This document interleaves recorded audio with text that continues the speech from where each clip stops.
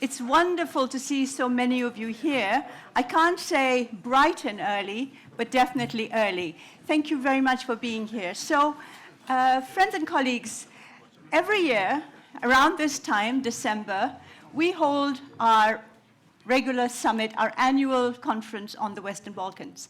And the plan is always to review what's happening in the region itself, but also the state of play in the accession talks. And every year, around June, we start thinking, what should be the theme? What should be the title of our conference? Something that actually captures the essence of what's happening in this wonderful, up and down, volatile, but basically stable relationship. And this year, we came to the decision that we were going to call it, It Takes Two to Tango. And I hope that all of you here agree that it does reflect the state of play, the dance that we are engaged in, the European Union and the Western Balkans.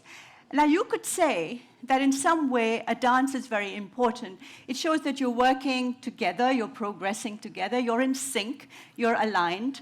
But my question today to all of you is that dance still on? Or is it now, today, a dance without partners? Think about it. Now, we also have today a fresh start, kind of. We have a new leadership. Christian Danielsson is going to be a geopolitical commission. And I've just written a Frankly Speaking for Friends of Europe. It's online, and you may have it, which says, geopolitics begins at home. And now we have to deal with our partners, the Western Balkans, as a geopolitical test and challenge for the European Union. So there are other questions as well. Now, one of the questions is, what are we going to do about the methodology? We've all become it's how we know now what we're talking about.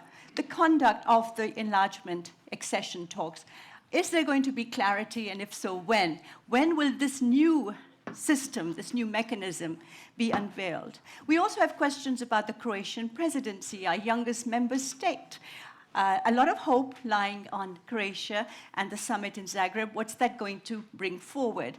And finally, I would say, where do we go? How are we going to manage this relationship in these very volatile times where the Western Balkans have really become geopolitical and a chessboard for not just the European Union and its influence, but many other countries, many other powers are moving in there as well. So let me now introduce the panelists. But before I do that, I also want to say that, we always talk here, and we're delighted to have all of you here. We talk about statecraft, governments, national leaders. This is very important. And really, sincerely, you guys are very important. But 21st century governance is also about non-state actors, about young people. And we are so delighted to have 6 wonderful young women from the Western Balkans here who will be intervening in our discussions. And also, Friends of Europe is launching its Young Leaders Program in the Western Balkans. And I'll tell you more about that later on. Now, enough from me. Let me introduce our panelists. And I'm going to do this very, very quickly. You will forgive me for my brevity, but your biographies are amazing, and I'm not going to spend time dwelling on it. So first of all, President Hashim Thaçi, President of Kosovo. Your Excellency, delighted to have you here. Also delighted to have with us Marko Pavić, Minister of Regional Development and EU Funds for Croatia, and also a European young leader. So welcome, Marko. Also, Christian Danielsson. Everyone knows Christian, European Commission Director General for DG NEAR. Also delighted to have with us Majlinda Bregu, Secretary General of the Regional Cooperation Council. And last but not least, Josip Brkić, Deputy Minister of European Affairs from Bosnia Herzegovina. So without further ado, President Thaçi, could I give you the floor? Thank you very much. Okay, I will continue in Albanian language. Faleminderit shumë dhe ju përshëndes gjithëve panelistë nderuar. Thank you very much. It's on. Okay. Thank you very much. Just a second. Yeah. It's working. Okay. Thank you very much, dear panelists, dear moderator, dear guests. Dëshiroj të shfrytëzoj këtë mundësi që të prezantoj të arriturat e Kosovës, por dhe sfidat dhe perspektiven evropiane të Ballkanit Perëndimor nga perspektiva jonë. I would like to use this opportunity to speak about the achievements of Kosovo, but also achievements and challenges of the Western Balkans from our own Western Balkan perspective. Që në fillim dua të theksoj se gjendemi në një udhkryq politik dhe historik si Kosovë, por dhe Ballkani Perëndimor. Let me start by saying that as Kosovo, but also as Western Balkans, we find ourselves in a historical crossroad, Në raport me Bashkimin Evropian, po dhe perspektiven euroatlantike. both in a crossroad for our Euro-Atlantic perspective and our relation with the European Union. Dhe kjo nuk është hera e parë që ballafaqohemi në situatë të tillë sfiduese, të ndërlikuar, madje edhe të rrezikshme. But this is not the first time we face such a challenging, I would even say dangerous situation. Por në të njëjtën kohë dua të shpresoj se është një rrethonë e fundit para se të marrim drejtimin e duhur dhe vendimet e duhura. But I would like to say that I hope that this is the last time we face such a situation and that we all embark on the right direction. Dhe dua të përmend 3 arsye kryesore. Let me point out 3 main reasons why we are at this crossroad. Derisa strategjia për zgjedhjen e Bashkimit Evropian me Shtetet e Ballkanit Perëndimor krijoi bindjen e besë, po jep një shtytje të madhe gjatë vendeve të Ballkanit Perëndimor për të integruar në BE ngjarjet që pasuan na përgënjeshtruan këtë rrethonë të gjithëve. Even though the EU strategy for Western Balkans gave us encouragement that we are all on a right path towards EU integration, the following things proved us all wrong. Dërsa në anën tjetër, disa nga shtetet e Ballkanit Perëndimor po ballafaqohen me tendencën e prapakthimit në stabilizimin e demokracisë dhe tani shohim një ngritje të populizmit dhe të nacionalizmit përderisa vonohet Bashkimi Evropian. Second, some countries of the Western Balkans have gone backwards on democracy, and we see populism and nationalism rising in some of these countries. Në anën tjetër, përderisa Bashkimi Evropian po vonohet në Ballkanin Perëndimor, natyrisht se ideologjitë jo perëndimore do të ketë mundësi për të vërtuar edhe me thellë, qoftë në rrafshin politik, qoftë në atë të sigurisë dhe të biznesit apo ekonomisë. Then we see EU being late with reaching to the Balkans, and this is opening the way for other ideologies to penetrate the region and posing a risk, both security, political, for the region. Pra vakumi I krijuar nga mos hapat konkrete e Bashkimit Evropian nuk do të lihen të zbraz, por po shfrytëzohen nga të tjerët në veçanti në aspektin e sigurisë nga Rusia. So any room that is left by EU missing in the region is not remaining a vacuum, but is immediately filled by other ideologies, and particularly by Russia, using it to undermine the security of the region. Prandaj konstatoj se Bashkimi Evropian është duke vonuar në këtë drejtim edhe është duke gabuar me Ballkanin Perëndimor. So let me immediately conclude here that EU is late with the region and is making a mistake with the region. Dhe kjo vonesë është ftesë për rrëmujë të re në Ballkanin Perëndimor. And this delay is simply an invitation for further troubles in the Western Balkans. Por dua të shpresoj se viti 2020 do jetë viti për stabilizimin afatgjatë të Ballkanit Perëndimor.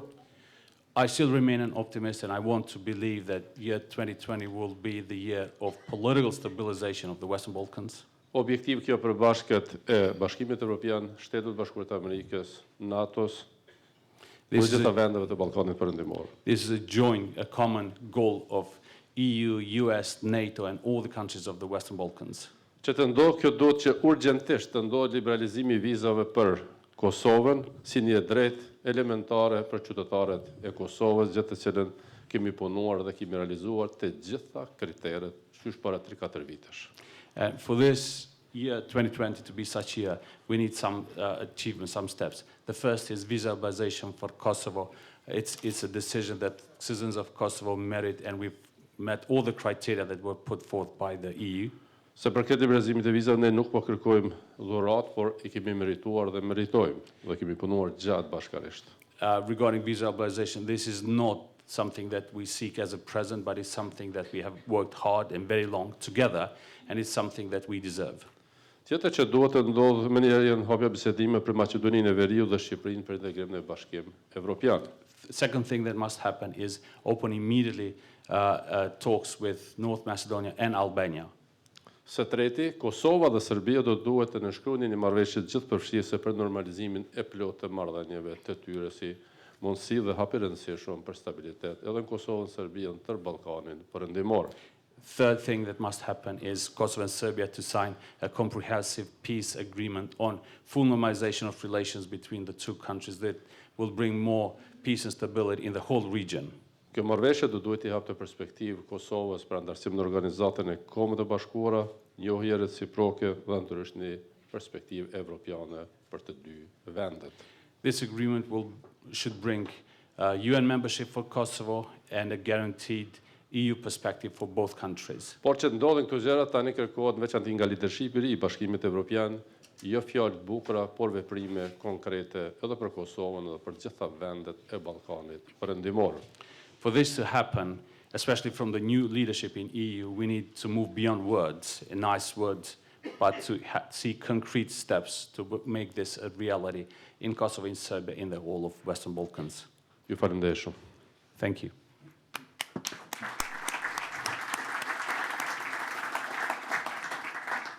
President Thaçi, thank you very much indeed for being so to the point and putting the cards on the table. I think you've set the tone for our conference. We have to be honest and frank about the problems, but also, I hope, optimistic and constructive about the future. You've warned very rightly about how geopolitics loves a vacuum.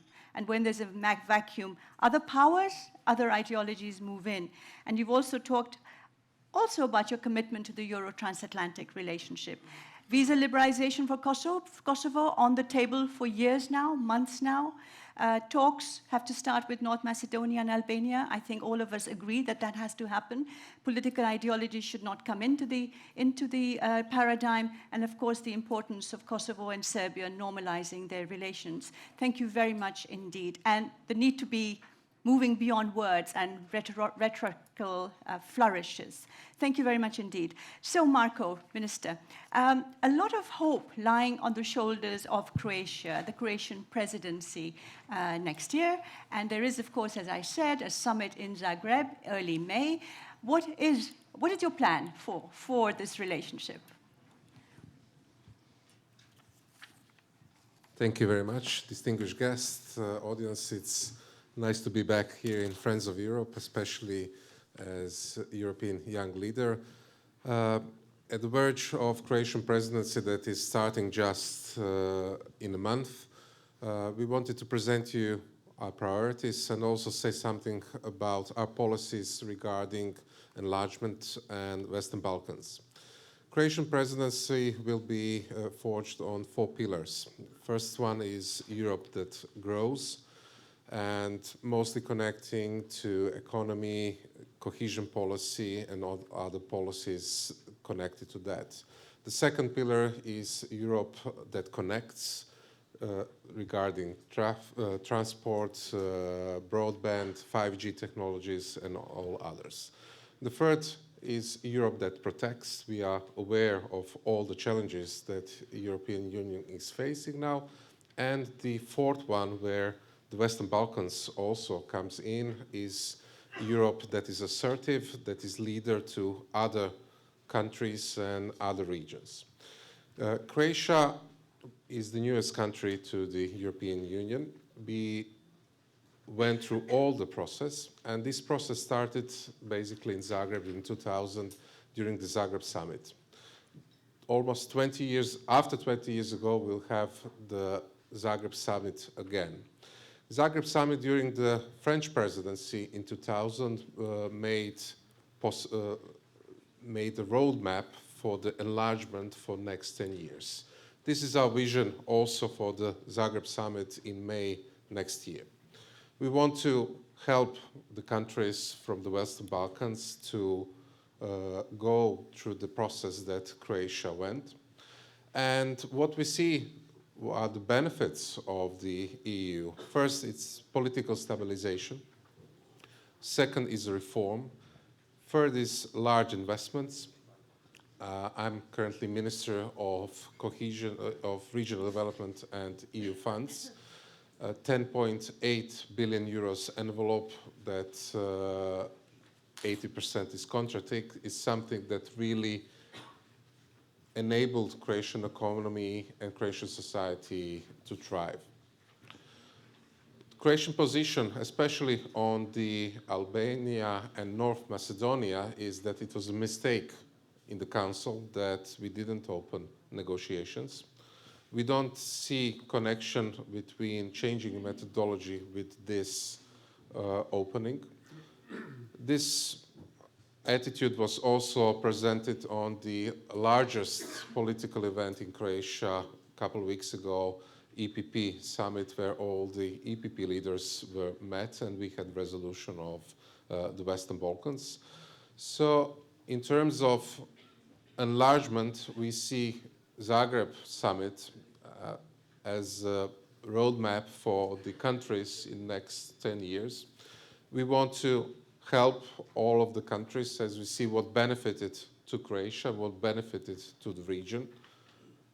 And we also experience this region and know what it happens when we see instability in the last 100 years. Beside that, Croatia is also presiding over Danube strategy, which is one of the 4 strategies, multi-territorial strategies of the EU. There will be also lots of events connected with Danube strategies that will cover the Western Balkan countries. So we wanted to come here to express our support to all of the Western Balkan countries. And we also wanted to thank the Finnish presidency for also trying a lot to move these files ahead and to make progress for the Zagreb Summit. So I think that's more than a help or hand from our side. We'll also try to be honest broker in the Council, but as I stated, we see that European Council should open negotiations with Albania and North Macedonia. Well, I think that's enough to steer the debate and for the start. Thank you. Thank you, Marko. Thank you, Marko. So a new roadmap for the next 10 years. And I think yesterday at our pre-summit dinner, I think, Majlinda, it was you actually who said we shouldn't talk about enlargement of Europe, but rather the completion of Europe. And I think that is something that perhaps Croatia, we're hoping that Croatia will make it come true.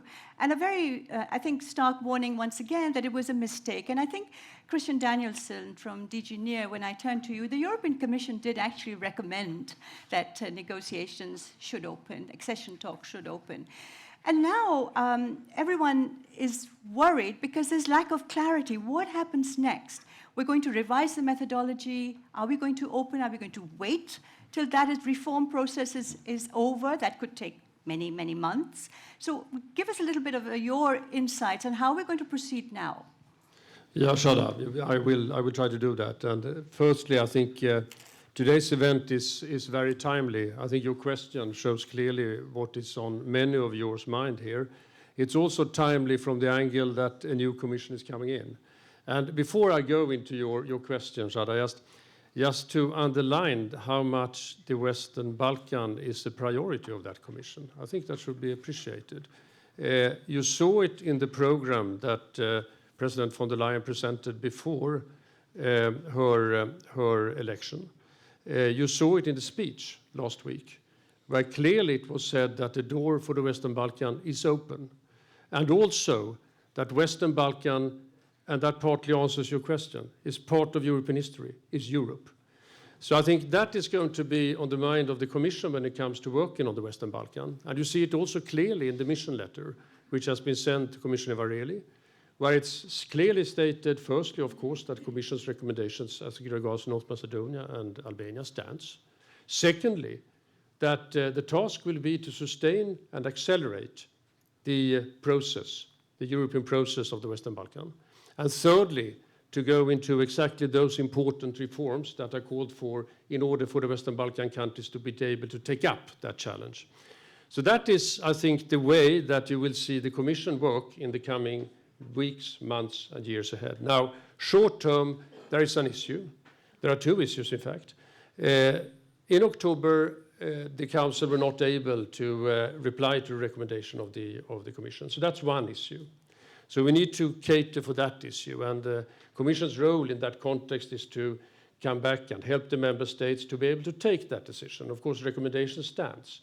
And it's clear from the European Council that that needs to be done before Zagreb, I think was the wording.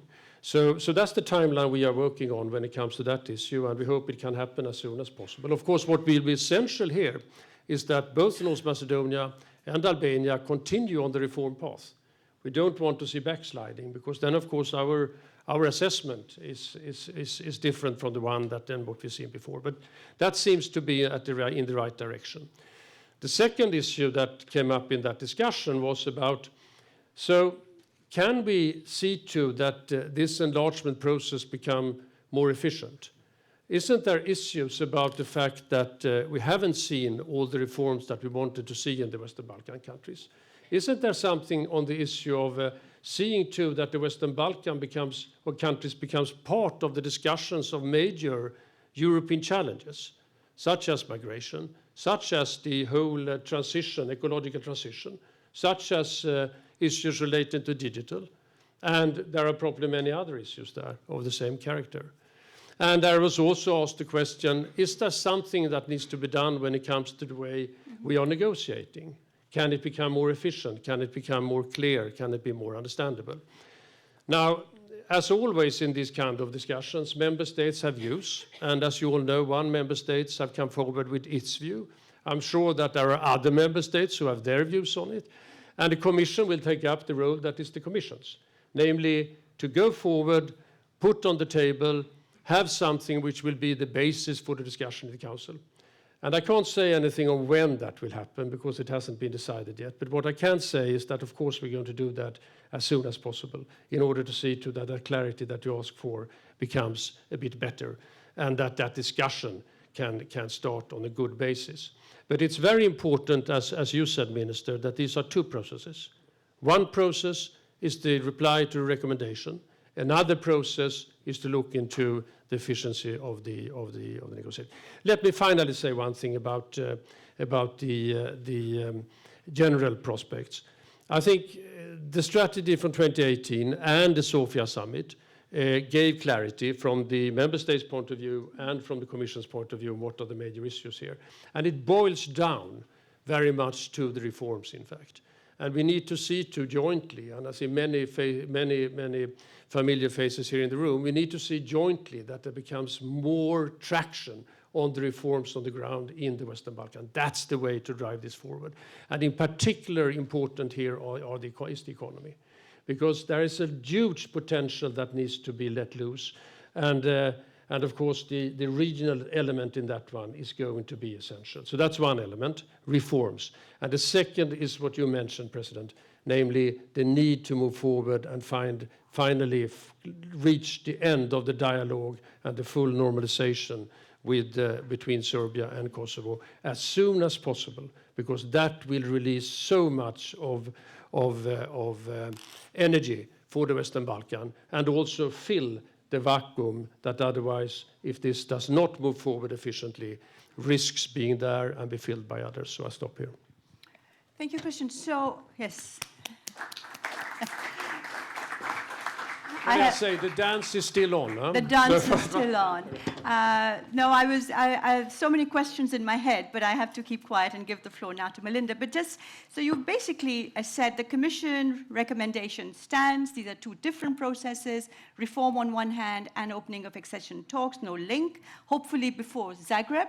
And also, I think, quite a warning that there should be no backsliding on reform and transformation taking place in the region as well. And of course, something that we all have talked about over the years, regional integration, regional cooperation, a dance within the dance before you dance with the European Union, something that Genoveva said yesterday. So good point. So Majlinda, my question to you would be, In the end, I mean, you know, all of this is, of course, a bit disconcerting.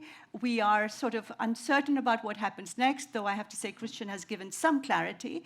But there is one constructive thing that's happened, and that's that the issue of the Western Balkans, which was falling slightly lower on the EU's agenda, that is now up front there for everyone to see and everyone to think about.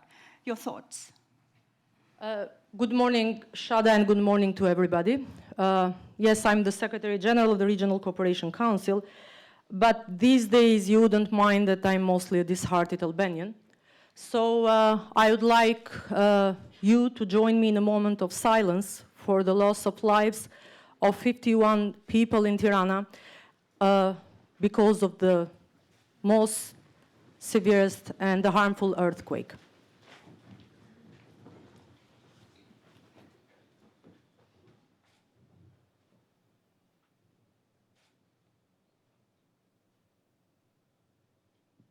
Thank you very much, and thank you to all the rescue teams coming first and foremost from the region, immediately rescue teams coming from the EU member states, the solidarity that has been shown so far for the country, and please keep helping spreading the word or trying to convince your partners and your friends who can have a say in easing the trauma that now is following the earthquake, and the country will need a lot of efforts and a lot of reconstruction. So I'm going back now to my official duty. Actually, you mentioned, Shada, that we had some thoughtful discussions last night in our pre-summit dinner. And I would repeat myself, and I think that sometimes overstatement is even needed. The regional cooperation is a process that stands by two main ones. First is the European integration. It's going to be quite hard for the regional cooperation or regional integration to be successful if European integration will not be the final end. And secondly is the regional cooperation can be successful when all the countries or the economies in the region will come to a common understanding that together we stand, but divided we can fall. Political disputes can spill over the process. We can try to do our best. We can be hell-bent to promote and facilitate the cooperation. European Commission has always been there on our side. Member states have a clear understanding that the region is a small one. Either we move together in building up a regional economic area, in trying to give to the young people the possibility to travel freely in Europe, but even among ourselves in the region, in trying to give a chance to them for all of those who are suffering the high level of unemployment or brain drain in their countries, to move freely to one of the countries in the region and then find a job in there. And that's why you have been promoting and working hard on the pillar that is the mobility one, and recognizing the diplomas and professional qualifications, based on the model that the European Union has. That's why you have been embarked in bringing in, and we were quite successful all together with the digital component, which brought as a first result the reduction of the roaming prices among the 6 Western Balkan countries in the region, with the understanding that the process will continue up to the reduction and then to the zero cost with the EU member states. That's why we are trying to promote the region as one group and one fora of investment, because every single economy divided, it's going to be quite an interesting one for foreign investors. But on top of that, I should be quite clear. So the process there is a difference. From 20 years ago, the process was called stability. It was Stability Pact, then it gave birth to the Regional Cooperation Council and to the regional cooperation itself. We all need that clarity that we are discussing last night. And with due respect, and I hopefully personally, but not only me, I do expect that a lot will happen during the Croatian presidency. But neither Croatia nor Germany or France alone can do it. And enlargement was meant even to bring unity in European Union, to clarify and come to an understanding that this part of Europe, this part of continent, as the President von der Leyen called yesterday, will never be together, and it's always going to be a win-win process if Western Balkans will be in. The other one is going to be lose-lose, so the other result is lose-lose. So I think that now this is of utmost importance. The countries in the region need to have a credible process ahead of them. They need to know what kind of process is going to be that one of accession. Is it still going to be based on chapters? Once you deliver, is the process going to give you the famous carrot? So will the reforms be pushed forward? Because the EU will try as well to move the region altogether. Is it going to be a merit-based one? Or still we'll be having one country moving ahead, considered front runners, the other one following, the others lagging behind, somebody with a candidate status, another one without even visa liberalization, and then you'll have a conglomerate of figures and a different landscape in the region.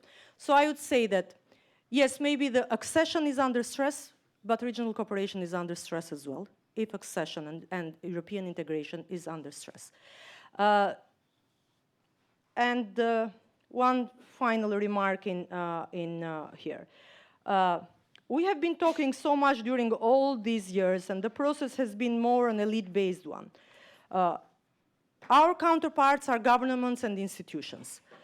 But I think that this is the high time to bring in the bottom-up perspective and involve more and more people and citizens' approach in the process. Based on our the latest Balkan barometer, 74% of people in the region support regional cooperation.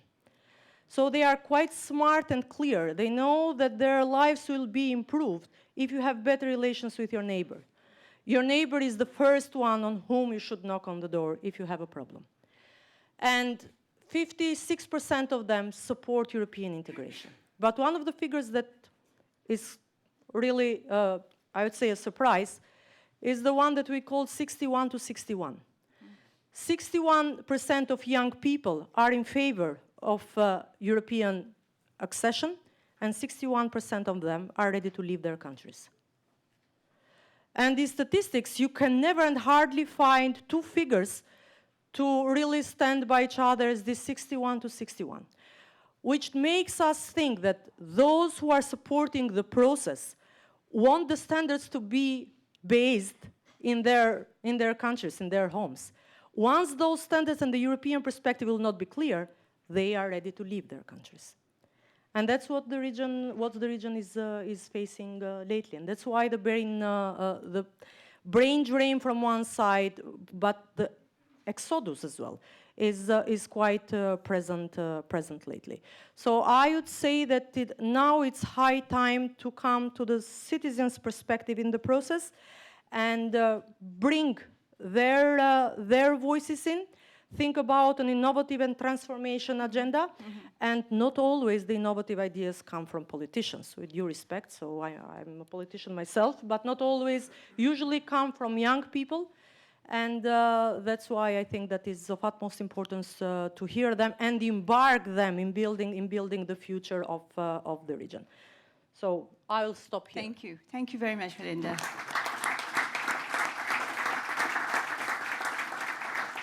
And when you were talking about young people, I saw our young people here nodding very forcefully. I guess that is a very, very strong warning that regional cooperation only makes sense if there is EU membership there as well, and the bottom-up approach, of course. 61-61, I guess that really, Christian, would be a big challenge for us to see how we work with that, and that, I think, is a figure that we should all keep in mind. As I said, many questions in my head, and I'm sure many questions in your heads as well, but let us move on to Josip Brkić from Bosnia-Herzegovina. Your views, please be as frank and open as everyone else has been. Thank you very much. Distinguished colleague panelists, ladies and gentlemen. On personal and professional level, I started this dance close to 20 years ago. I started to work in the Ministry of European Integration in September 2000 couple of months after the first summit of the EU Southeast Europe, Western Balkans took place. This was the time of renaissance of the new belief after the devastating war, which was across the region back in the 90s, that through the regional cooperation, we are aiming to something which is our common goal, which is the membership to the EU. Confirmation in the political sense came in Thessaloniki 2003 during the Greece presidency, when we were promised to become EU member states once when we fulfill requested criteria. This was underlined again 2018 when during the Bulgarian presidency and during the Sofia summit. But you would see immediately 15 years of gap for the political clear determination and sentence or the decision that was to try to organize the dialogue between the Western Balkan countries and the EU on the highest level. Messages 2013 and messages 2018 were totally, of course, in the nutshell, supporting and pushing the countries of the Western Balkans towards the EU membership. But I think that 2018, it was more putting conditionality in front of the countries which were not there at 2003. Only 3 countries from this famous summit in Zagreb, Bulgaria, Romania, and Croatia from our region joined the European Union. 20 years and 3 countries, I'm not satisfied with the speed. It does depend on us. It does take 2 for the tango, but it's not only about us. Second of all, those beautiful 6 young and bright ladies here and rest of us are no less European than the others who are within the European Union and have the citizenship, because we are the cultural, historic, social part of the Europe. And it could be perceived and understood as the cliché, but really the accession, not the enlargement, but the accession of the Western Balkans to the EU is, I would say, the final point when the original messages of the founding fathers of the EU would be fulfilled in having the stable, prosperous, and I would say safe Europe. European Union or European Union institutions with a different pace and a different intensity are present in all of our countries in the Western Balkans. The biggest, by far, investor, the biggest, by far, trade partner, the biggest, by far, political influencer. And why are we talking today about the influences of the third parties, influences of third countries, influences of the third ideologies? So it is, I would say, of the evidence that it's something of an issue or questionable in presenting what the EU is representing in the region. As Mr. Thaçi clearly and loudly said, and this is the true, politics does not recognize the vacuum. If the values of one are not present, continuously present, in this case of the European Union, in the region, others will definitely step in. We were also fronted or confronted that the process that we are judged in the integration is strict but fair. So we have to do something, and then it's going to be delivered for the countries in the region certain point of integration process. What can you deliver more if you change the name of your country and then at the same time you don't open the negotiations for the membership? every failure in the region, and I deeply believe that the Council made unjust and decision that was not in the line strict but fair principle that was before, in not opening the negotiations for Albania and North Macedonia, is mirroring and having a spillover effect throughout the region. So every success of the region or the particular country is the success of all of us. We need a clear perspective. If needed, a new methodology. But if you are drafting a new methodology and it is, mirroring on us, I'm not saying that we should be there as the pen holder, but at least to be informed at every step of the way, to know how this is going to reflect on the future of the entire region and in Bosnia and Herzegovina. The last thing we need is something that could be offered for the countries, which would be separate integration or the regional political integration and not the integration into the EU. Bosnia and Herzegovina is Sarajevo is the headquarters of the Regional Cooperation Council. It is one of the pillars of the foreign policy of Bosnia and Herzegovina, and we are delighted to continue with the regional cooperation, but our integration is integration towards the European Union. At this point, I thank you. Thank you, Josip.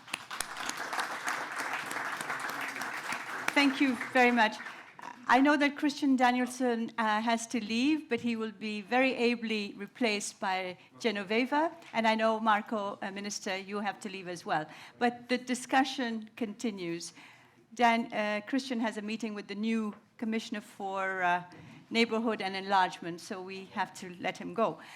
Right, so thank you very much indeed, Mr. Brkić, because you've talked about despite all we're saying, the EU is still the largest investor, the trade relationship is still the most potent and the most buoyant, and the political influence is, of course, very important as well. But you made a very strong point about how the methodology, the process has to be strict but fair. And there it seems to be a little bit broken. The promises, the pledges, the trade-off seems to be in doubt.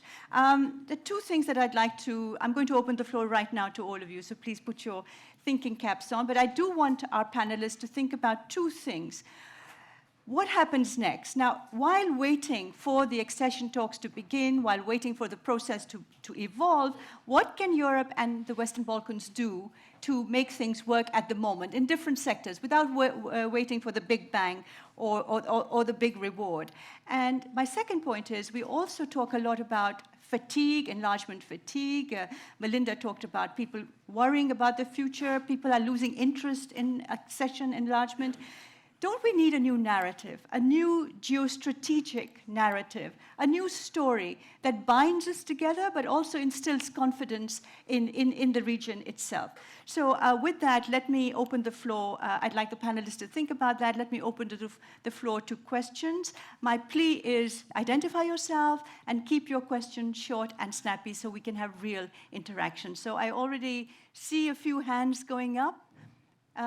Yes? Okay, let's take the lady over there. Keep your hand up, please. And yes, please. Good morning, everybody. My name is Enida Mesi, member of Albanian Parliament, actually Deputy Chair of Integration Committee in Albania, former Deputy Prime Minister of Albania. Majlinda, thank you for that minute. It means a lot, especially to us. After the devastating earthquake, yes, we are here because our agenda toward West continues.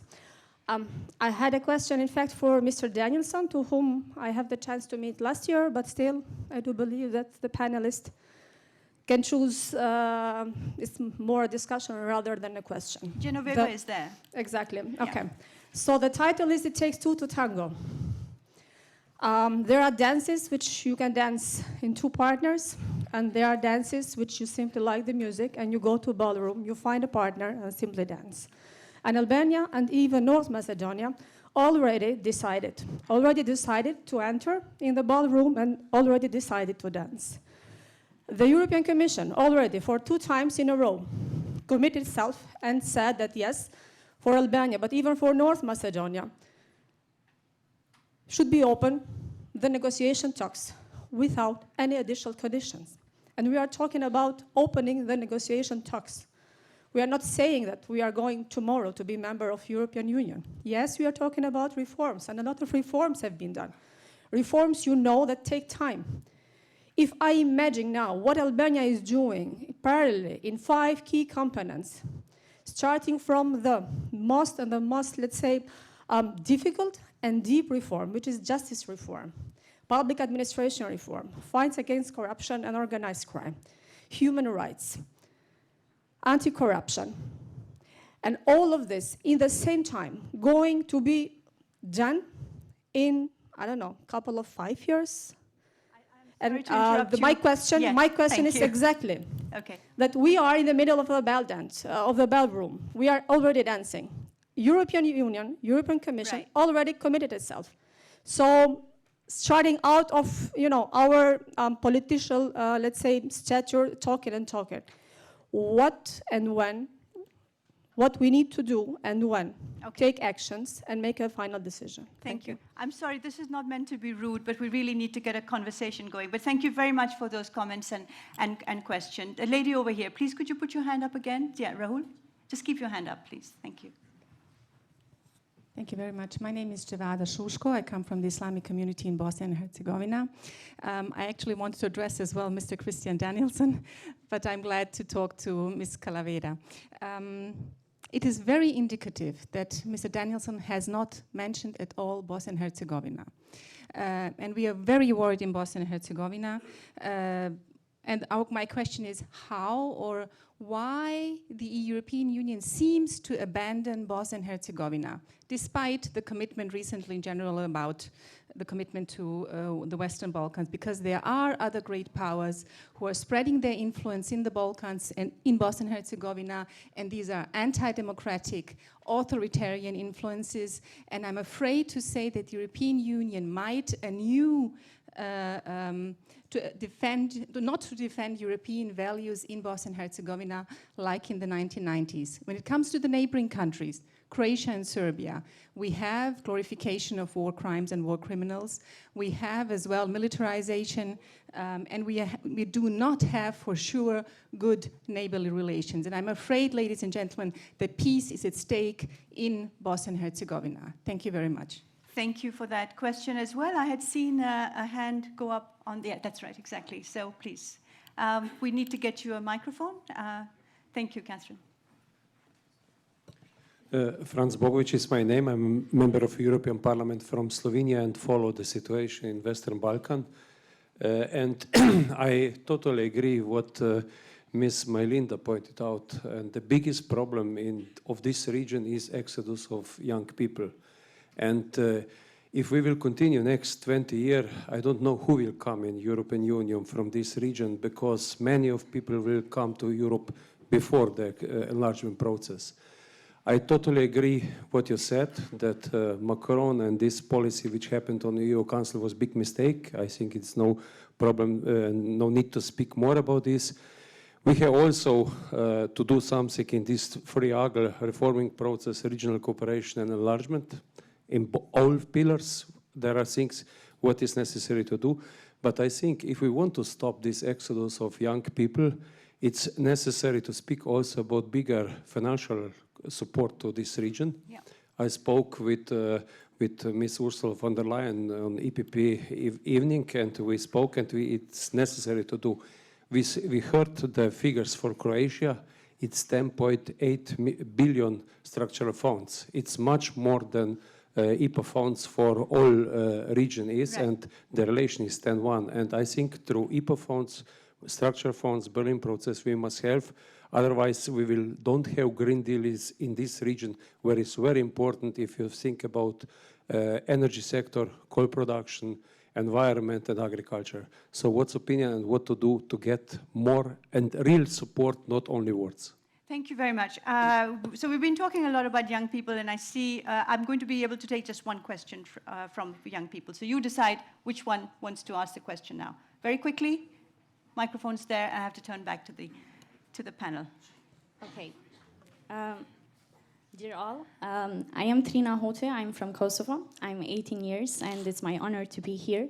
I'm a child rights and youth advocate at UNICEF office in Kosovo, and I would like just kindly, shortly take a comment because I am using this role as a youth delegation from Western Balkan countries. I totally do agree with all of the things that the respected panelists said. We are part of EU, and we should be part of EU. And the one way, the track that we can be part of the EU are the investments that the EU can take into our countries, especially for the youth. EU has a great impact on me as a young people, as a young person, as a young girl, and also in all of my peers, regardless their ethnic identity. So we should know and we should highlight that youth aren't just the future that is told usually by politicians. They are the present, and they should be invested by everyday actions from the government, from the EU, in their education and in their employment. We should learn young people from Western Balkan countries how to love their countries and how to experience the experiences that they get to the EU countries and then take back to their countries and contribute for their countries. Thank you. So this is the Thank you short very much. comment. No, Thank that's you. very, very kind. Very important that you came in. Thank you. So let me turn back to the panel. Let me start with you, President Thaçi. Your comments on what you've heard, and also what I said initially. What can we do at the moment? You talk about visa facilitation. What can we do now while waiting for this process to evolve, to continue slowly? And do you think we need a new narrative to make this into a more important and potent issue for Europe, a geostrategic issue? Please. Do të them të drejtën, ne narrativin ne kemi. Vendet e Ballkanit Perëndimor, ato që përmenda se përket liberalizimit vizave dhe hapjes së perspektivës për Shqipëri dhe Maqedoninë e Veriut, I kemi kryer obligimet, neve na duhen vendime të reja nga Bashkimi Evropian. To be honest, we already have a narrative. What we need is decisions by the European Union. Kosovo on visa liberalization, North Macedonia, Albania on accession negotiations have already met all the criteria. Me gjithë respektin personal për Danielsson, ne ndëgjuam, pra nuk tha kur gjë as për Kosovën, as për liberalizimin e vizave dhe kur gjë konkrete. With all due respect for Commissioner Danielsson, we heard him speaking, but he didn't even mention Kosovo or visa liberalization or anything concrete about Kosovo. Ne para 3 vitësh si Kosovë kemi implementuar gjitha kriteret 95 për tyre, gati 2 sa vendet e tjera të Ballkanit Perëndimor për liberalizim të vizave. Dhe Kosova sot është viktime e mosinitetit të vendeve të Bashkimit Evropian se përket liberalizimit e vizave. It's almost 3 years since Kosovo met all the criteria on visa liberalization, almost 95 criteria, almost twice as many as other countries of the region. The lack of decision is a result of divisions, fractions within the EU and not a result of Kosovo's failure. Dhe cili politikan sot në Kosovë mund t'jap përgjigje pse s'pondoi liberalizimi I vizave? And there's no politician in Kosovo who can give an answer to the youth why there's no visa liberalization for Kosovo. Asnjëri, sepse është vendim politik I Brukselit, që marrë nga disponimi ndonjë shteti antar. Because this is a political decision that must be taken here in Brussels and depends on the political will of the member states. Ato është ne jemi kritik, po nuk kemi alternativë tjetër për postarmes evropiane, as që kërkojmë. Then again, we might be criticizing EU, be critical of EU, but at the same time we are aware that we have no other alternative and we are not even seeking another alternative. Në anën tjetër, duke vonuar me Maqedoni dhe me Shqipëri gjithashtu, At the same time, by being late with Albania and North Macedonia, realisht me këto vonesat e vendimeve nga Bashkimi Evropian, po frymëzohet dhe po ushqet populizmi dhe nacionalizmi që është aktual. or generally with lack of decisions on the part of EU, the result that we see is growing nationalism, populism in the Western Balkans. Çka ndodhi në Maqedoninë e Veriut? What happened in North Macedonia? Pas vendimit për moshapjen e negociatave, shku në zgjedhje të reja. After the decision not to open negotiations with North Macedonia, the country had to go to new elections.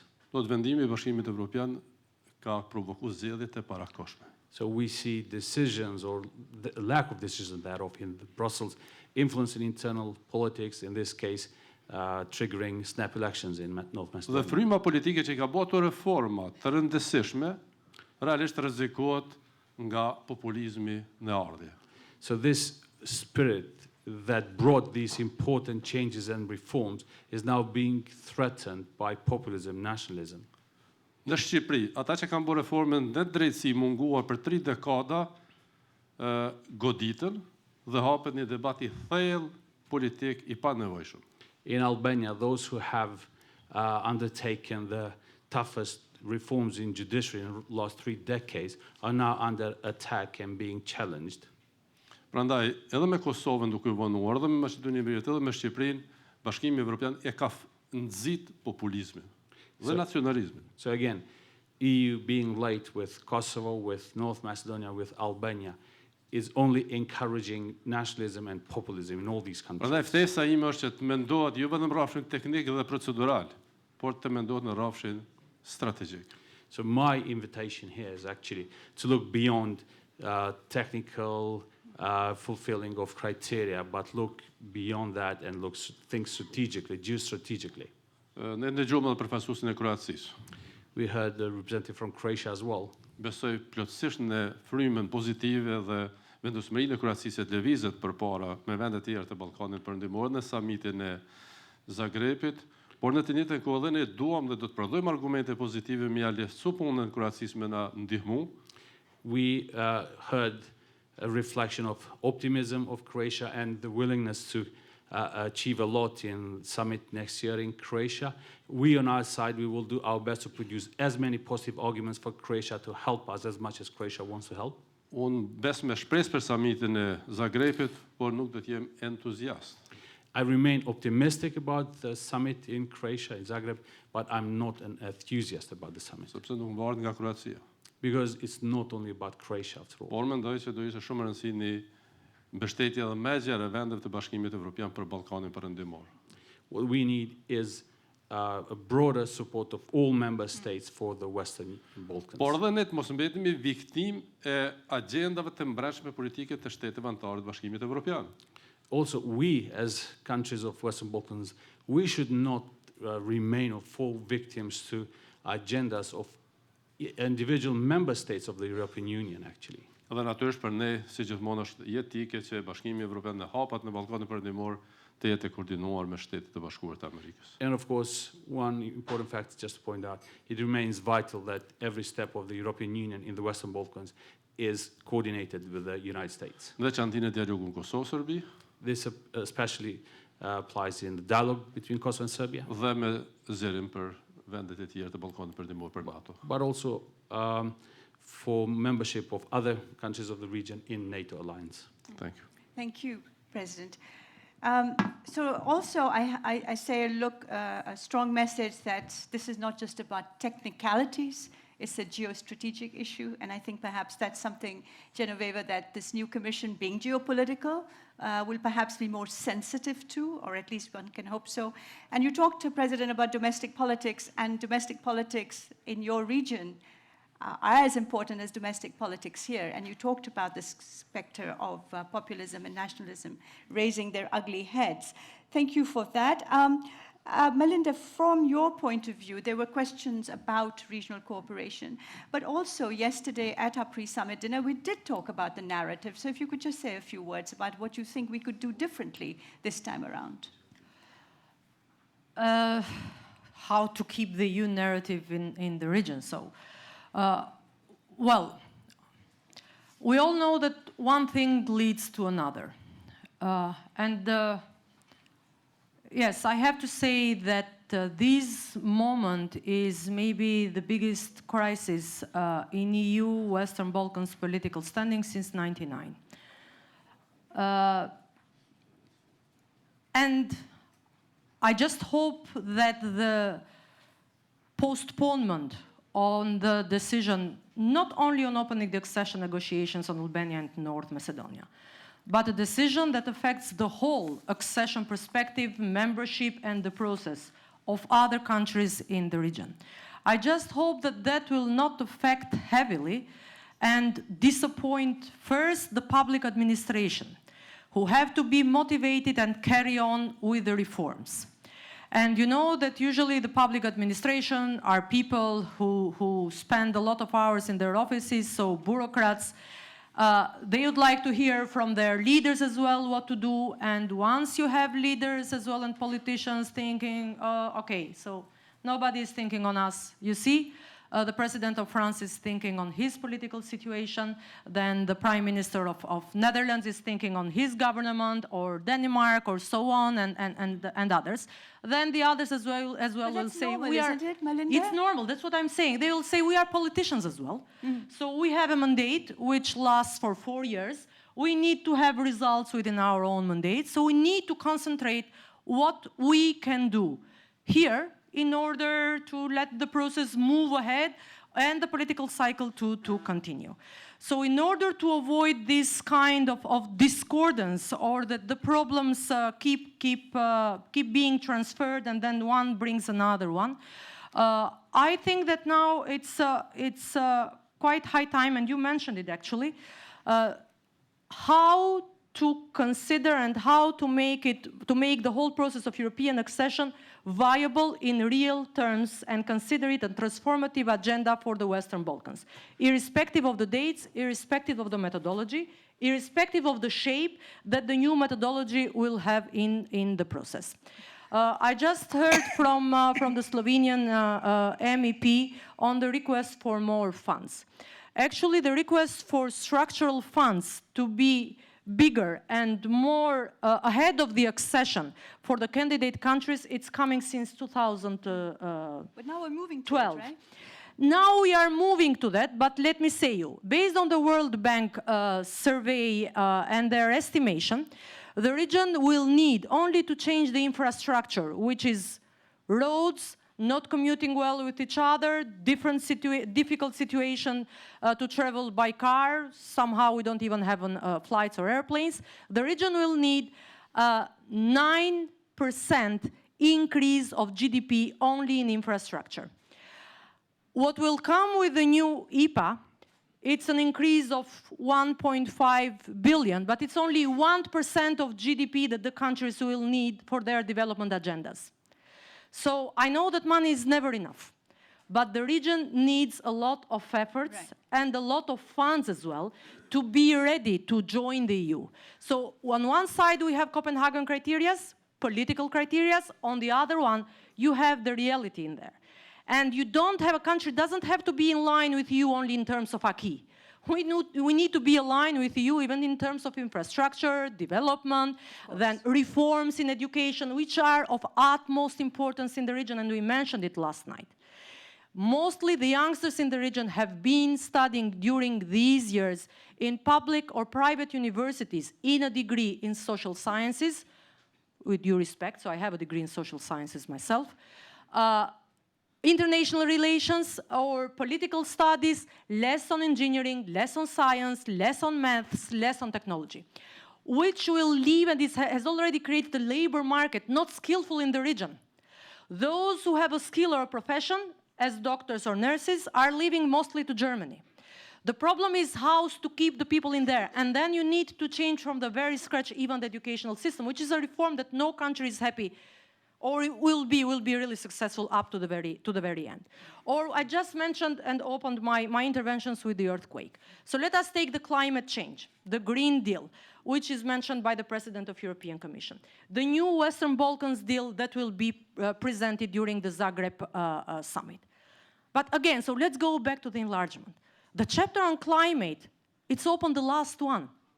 So yes, you open fundamentals first, rule of law, and rule of law is cross-cutting. But climate change, disasters, they know no borders.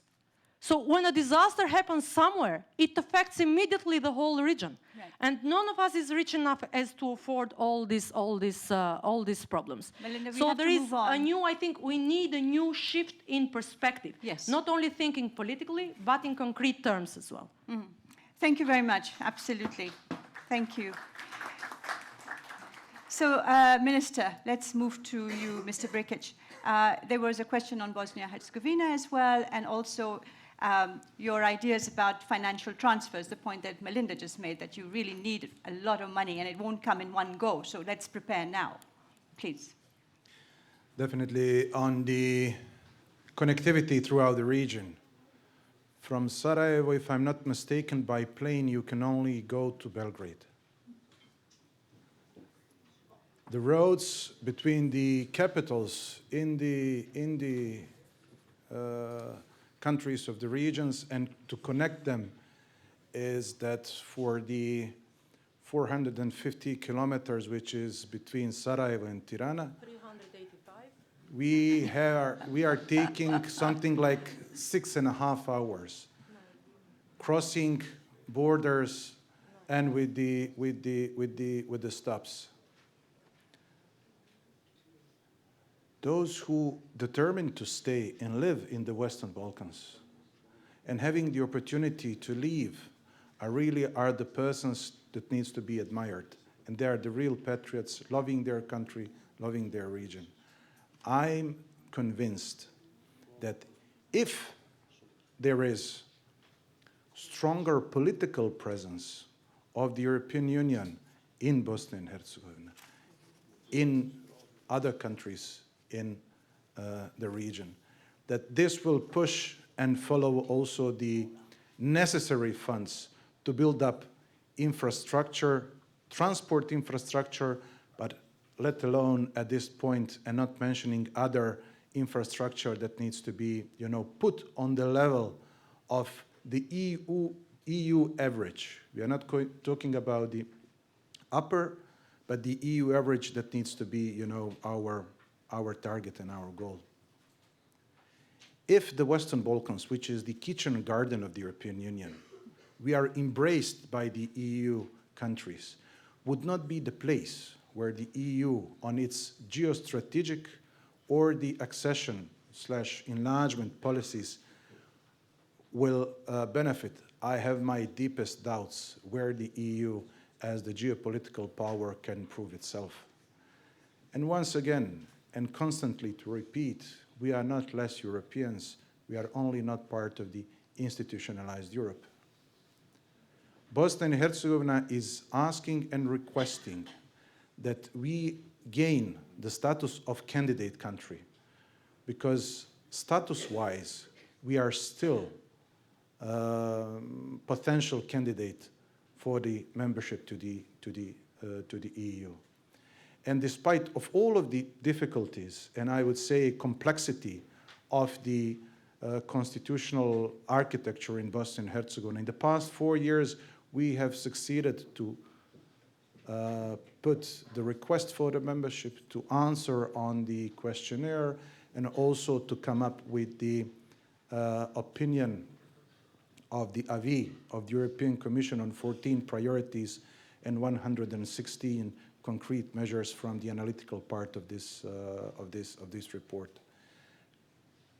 Council of Ministers, current one and the new one, hopefully that is going to be by the end of the year installed after the 13 months of the political talks after the 2018 elections, will push on the action plan to implement those 116 concrete priorities, but at the same time trying to find a solution on the 14 recommendations which were asked by the European Commission in order to open negotiations.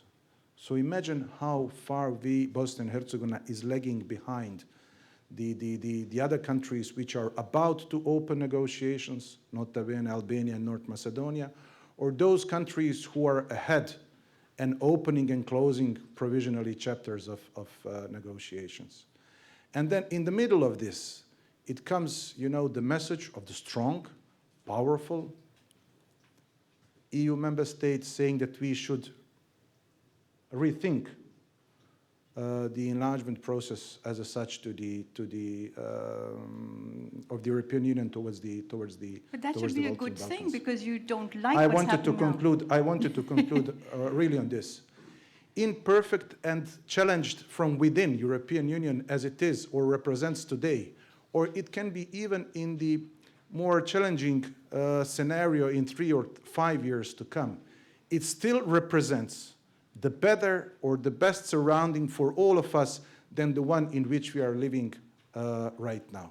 Okay. So the messages coming from the European Union which are having clearly sending the message to other European Union member states, to to positioning themselves within the European Union, will not discourage. As I'm recalling you, 20 years I'm working on this.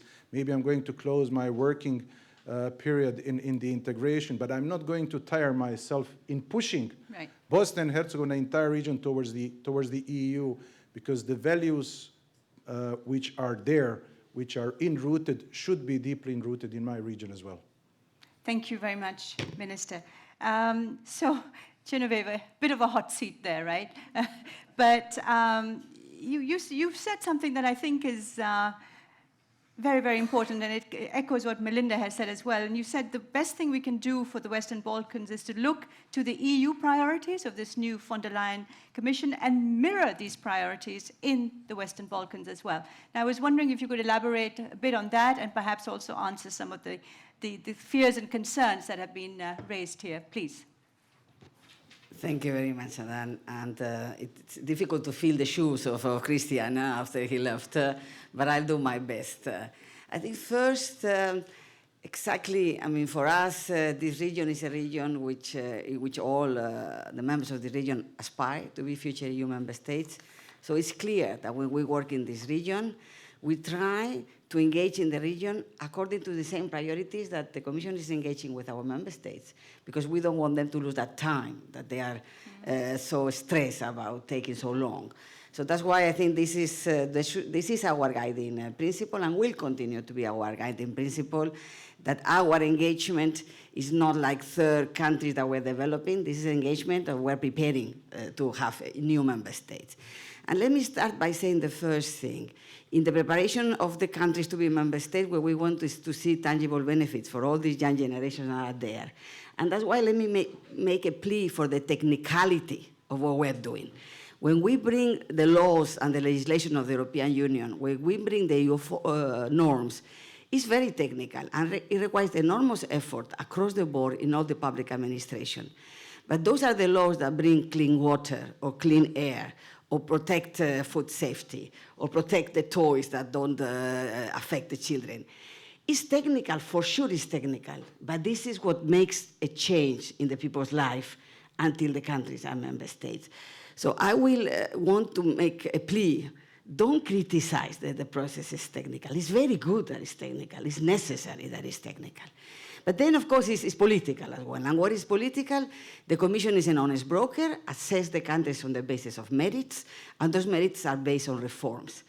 And the only thing we can commit to you is to be an honest broker, not to assess you too sweet-coated, not to assess you too hard, to assess you really in an honest way. But the decision of how fast you progress to the European Union, of course, falls in the hands of our EU member states, because this is an intergovernmental process. And I think the commitment you had from us is that we will continue to honestly assess you, so our member states are well informed. But then the decision is political. And that's why this is a very political process in which we have to dance together, the countries with the European Union institutions and with our EU member states. And I think in that respect, that political aspect is a very important aspect. We have put 2 times recommendations for Albania and 10 times for North Macedonia to open negotiations. And there has been political decisions that have not decided yet to open, because there has been let's be very clear, the EU member states have not decided not to open. They have not decided yet when to open. But it is very important in that decision that we stand. The Commission has been very clear as well. We have not said that these 2 countries are ready for accession. We have said these 2 countries are ready to open negotiations. And opening negotiations is a process that takes time, like the members that are going through, and that will help to continue the reforms. And that's, like Christian said, this is the only key for that trust that we need. Because at the end of the day, our member states have as well leaders that are politicians that are accountable to their public opinions. And the public opinions are concerned that this region might make us weaker. And I think that's the narrative we need. We need the region working together to demonstrate to our citizens as well, not only to your citizens, that you want to make the EU stronger, that you can. You have plenty of talent and plenty of opportunity. You have to be an opportunity. And that's where all these, glorifications of war criminals and all these nationalist narratives have no place, because that creates no trust for our citizens and for our politicians. And that's why I'm strongly convinced that regional cooperation is what needs to happen in this region. That regional cooperation that assures that the countries prepare, because what is to be a EU member state is to be part of a regional organization that has today 28 member states. And so anything that the region does working together gives assurance and trust. That's the narrative we want. And last, I would like to really reassure, the representative of the Islamic community in Bosnia. I really hope that it only seems that we have abandoned, because we have not. I think the EU is strongly committed to Bosnia and Herzegovina. I can't give you facts and figures. We have the best diplomats, we have the new EUSR, we have just renewed Mission Altea. We have clearly now discussions in the Council. When do we start discussions about the Commission opinion? We were waiting for the government formation. It's happening, so the conditions are there. And you can count on all our commitment. We want Bosnia and Herzegovina, we want every member of this region to progress towards the European Union, and we are convinced we are in the right direction, but there's two to tango. And certainly the EU has to deliver, but we need you as well to help us create the conditions for the EU to know that this is the right thing to do. Thank you. Thank you very much. So for next year's conference, should we talk about we're going to rock and roll? Will that bring us back into a slightly more dynamic and vibrant relationship rather than this one that's the slow tango?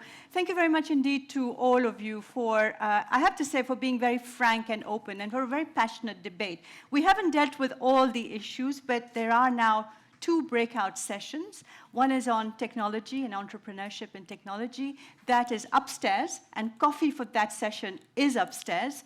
And the one on women, millennials, and business is here, and coffee for that session is here. Now, I promised you, Mr. President, please bear with me, I had promised that we would show you and introduce you to our young leaders in the Balkans. So I think there is a short video, if I'm not mistaken, that we can show now. The Young Leaders Program is really about finding 40 young outside-the-box thinkers, and we're going now to the Balkans, and that shows you our commitment for the bottoms-up approach and not just dealing with all of you wonderful presidents and prime ministers and ministers. So thank you very much indeed for that, and let's see you later. And a great thank you to the panelists.